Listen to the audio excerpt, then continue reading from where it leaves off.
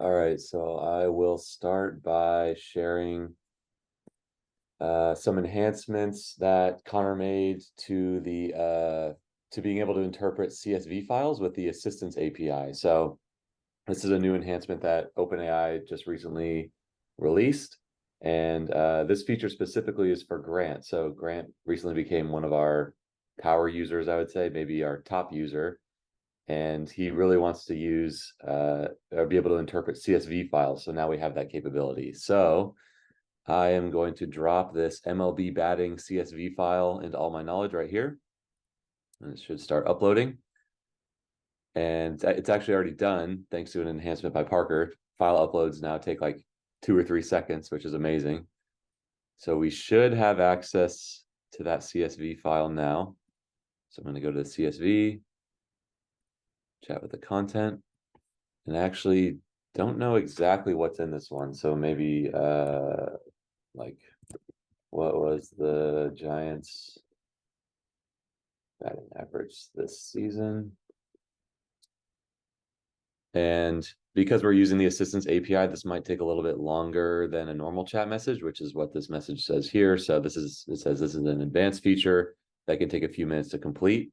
We appreciate your patience. So my understanding for this is that there's kind of multiple requests going to the Assistance API, and we're getting kind of chunks of data back after 10 or 20 seconds, which you can kind of see we're adding on to the chat response message there. So it looks a little bit different than a normal chat because we're getting the part of the response all at once, and then we're just appending it to the chat response there. So while we're doing that, let me just look at what this CSV actually is.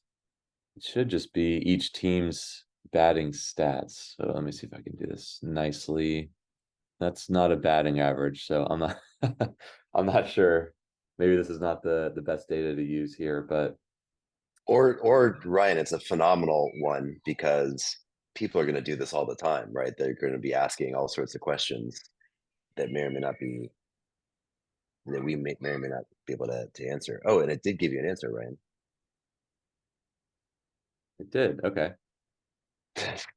This is freaking 235, yeah. this is unbelievable, Connor. This is really, really, really good. Wow. Do we think that answer is true and right? Do we have any idea, any way to like validate it? I would guess that that is true.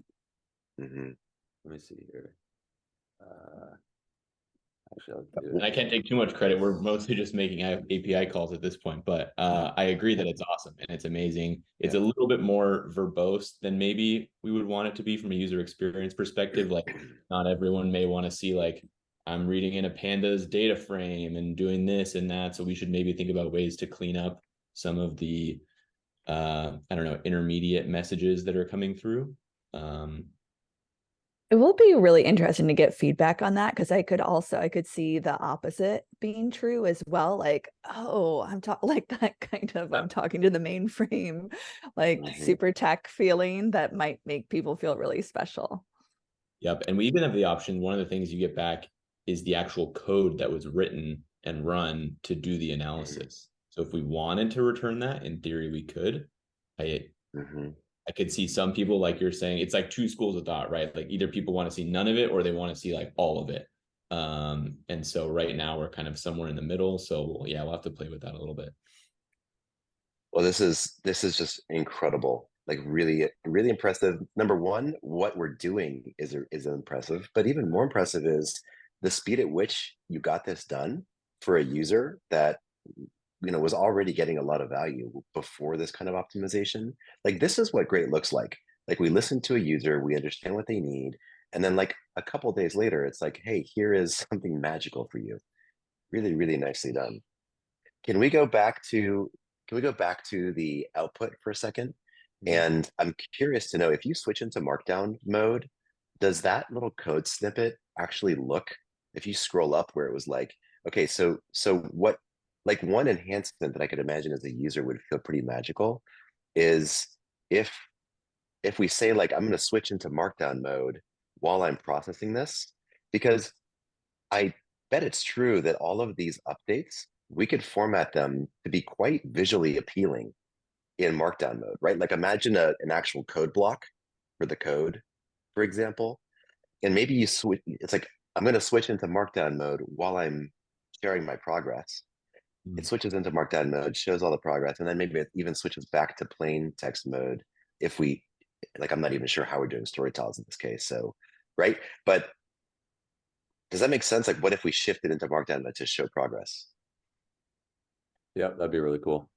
Yeah, I actually had a similar thought yesterday. I was in boss chat asking for some code output to write code for me. And it was like a little bit of text, then a little bit of code, then a little bit of text. Mhm, It'd mhm. be great for that text box, or sorry, the code block to be actually in a Markdown code block. I don't know if that's possible with the current way we render Markdown. If it's maybe just like a prompting thing we need to deal with, but yeah, it would be cool to have that. Connor, could you speak to the story tiles for a moment? Because you brought that up the other day and like how that impacts our NSM, because I think actually this isn't using story tiles. Is that right? Yeah, so there's a lot of considerations, right? We did this very quickly to get it out for grant. So there are a lot of the like bells and whistles that we have excluded or ignored for now. Like one of them being the streaming, right? Like the streaming isn't as clean as it is for other things. And what Erica's alluding to is the story tiles. So we're not really using story tiles for this method. Basically, what we're doing is we're taking the files, passing the raw files to the assistance API, and it's doing whatever it needs to do. So there's really no concept of a story tile here, which doesn't change anything from an accuracies perspective, but it changes things from like a data tracking and NSM perspective of how do we like account for this or count it towards our NSM. The two ideas that I had were like, number one, it's not using any story tiles. So we still count the chat messages, but the tiles don't count towards the NSM. Maybe that's one way. Or you could look at it as, well, we're using the full file. So we're using every story tile from the file technically, which is another school of thought.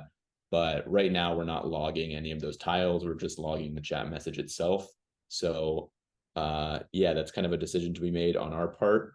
I would maybe lean towards the latter since we are using all of that content. But yeah, open to suggestions or thoughts about that as well.